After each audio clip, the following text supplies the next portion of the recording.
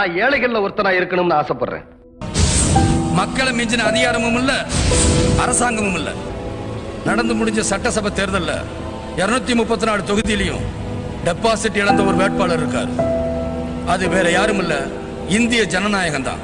நான் அரசியலுக்கு வந்துதான் அந்த ஜனநாயகத்தை காப்பாற்றணும்னு முடிவு பண்ணிட்டா அந்த அரசியலை நேரா பண்ணித்தான் எனக்கு பழக்கம்.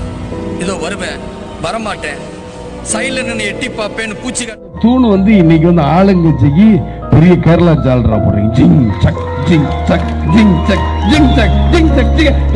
என்ன அடக்கத்தில் அவர் பூமி என்றாலும் எரிமலை உள்ளே இருக்குடா. தென்றென அவர் பேச்சிருந்தாலும் சூறாவளி உள்ள இருக்குடா. வைகை நதி என அன்பிருக்கும் பெரும் செங்கடல் ஒன்று உள்ளிருக்கும். வானம் என அவர் மனசிருக்கும், இடி மின்னல் பிரளயோ அங்கிருக்கும். எதிர்ப்போ பசு பால் கொடுக்குங்கிறதுக்காக கொம்புல கறந்தா பால் வராது, மடியில தான் கறக்கணும். அதே மாதிரி சாமி எல்லா இடத்துல இருந்தாலும் கும்பிடுறதுக்குன்னு ஒரு இடம் வேணும். அதுக்கு பேரு தான் கோயில். ராசி நம்ம ராசி நரிமூத்திரம் முடிச்சா நல்லது, பூவை குறுக்க வந்தா கெட்டதுன்னு சொல்றாங்க.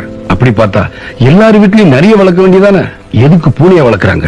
மனுஷங்களை பொறுத்த வரைக்கும் மனசு இருக்கான்னு பாக்கணுமே தவிர ராசி இருக்கான்னு பார்க்க. இப்படி ஒரு அன்னதானம் பண்ணவன், இப்படி ஒரு தர்மம் பண்ணவர். நைட்டு சாப்பிடாம எல்லா ஆர்டிஸ்டும் வராங்கன்னு சொன்ன உடனே ஒரு பஃபே சிஸ்டம் ரெடி பண்ணார் மணியாச்சி ஸ்டேஷன்லேயே. ஒரு நல்லவர் நான் சினிமாவில் பார்த்ததும் கிடையாது, இனிமேல் பார்க்க போறதும் கிடையாது. எனக்கு அண்ணன் இல்லை, அம்மா என்று. One of the finest human beings. கோபம் இருக்கும் இடத்தில் தான் குணம் இருக்கும் என்று ஒரு பழமொழி இருக்கு. அடிச்சு சொல்றேன் மக்களே. ஆனா அதே மீறி கேப்டன் நான் என்ன கத்துக்கிட்டேன் அவர் மேல ஏன் ஒரு அன்பு அப்படின்னா, என்னுடைய வீட்டில் ஒரு பாதி செவரே அவரு தான். நான் ஒரு சாதாரண காமெடி ஆர்டிஸ்ட், இது வரைக்கும் நான் அவரோட சேர்ந்து நடிக்கவே இல்லை. அது தெரியுமா? மனசுக்குள்ள வச்சதுதான் உதட்டில் வச்சு பேசுவார். உன்னை திட்டணும்னு நினைச்சா இடம் பொருள் யாவரெல்லாம் பார்க்க மாட்டாரு, அப்படி திட்டுவாரு. உன்னை புகழணும்னு நினைச்சா அதே மாதிரி புகழ்ந்து பேசுவார். கோயிலுக்கு பண்ற தர்மம் கூட இல்லை, சாமிக்கு பண்றது 10 ஏழைகளுக்கு பண்ணுங்க, முடியாதவங்களுக்கு பண்ணுங்க. எல்லா தெய்வம் ஒண்ணுதான் அப்படிமே. நான் எனக்கு ஜாதியும் கிடையாது, மதமும் கிடையாது, நான் எல்லாத்தையும் வெறுக்கிறவன். எனக்கு ஒண்ணுதான்.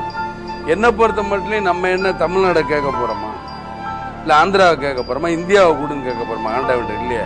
நம்ம குடும்பம் நல்லா இருக்கணும், நம்மளை சேர்ந்தவங்க நல்லா இருக்கணும், நல்ல வேலை கிடைக்கணும், நல்ல உடல்நிலை வந்து ஆரோக்கியமா வச்சுக்கணும் தான் கேட்க போறோம் தெய்வத்துக்கிட்ட. வேற என்ன கேட்க போறோம்? மக்களுக்கு நல்ல செய்தியாக வருவேன், சீக்கிரம் வருவேன், மீண்டும் வருவேன். என் உயிரிலும் மேலான அன்பு தமிழஞ்சங்களே, விடைபெறுகிறேன். நன்றி, வணக்கம் மக்களே. அந்த வானத்தை போல மனம் படைச்ச மன்னவனே.